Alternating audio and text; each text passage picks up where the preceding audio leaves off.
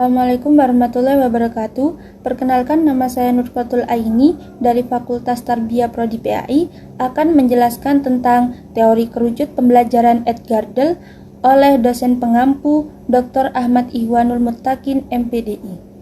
Di sini saya akan menjelaskan sedikit tentang biografi Edgardel.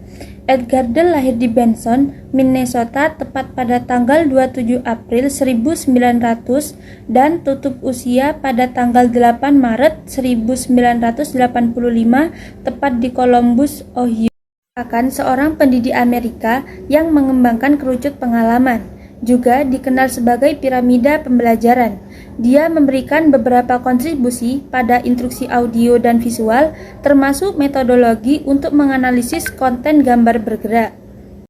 Menurut Edgardel sendiri, hasil belajar seseorang diperoleh melalui pengalaman langsung atau konkret, melalui kenyataan yang ada di lingkungan kehidupan seseorang, kemudian melalui benda tiruan, sampai kepada lambang verbal atau abstrak. Semakin ke atas puncak kerucut, semakin abstrak media penyampai pesan itu.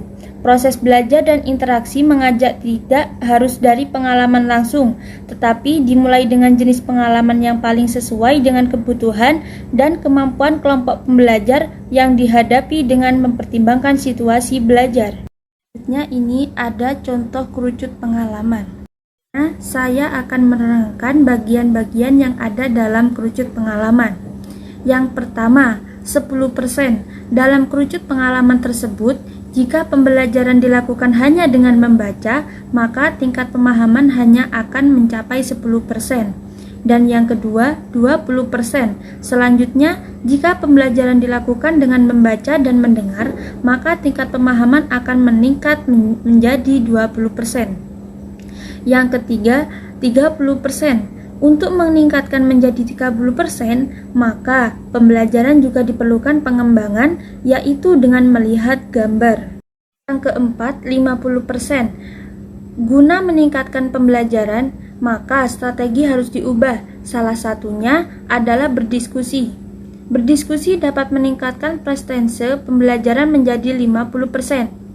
Yang kelima, 70%. Selain 4 usaha sebelumnya, ada salah satu strategi pembelajaran yang dapat mencapai 70%. Kemungkinan pembelajaran berhasil yaitu presentasi.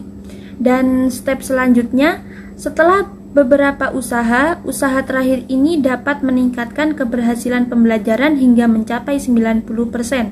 Kemungkinan yaitu terjun lapangan atau praktikum dan melakukan hal nyata.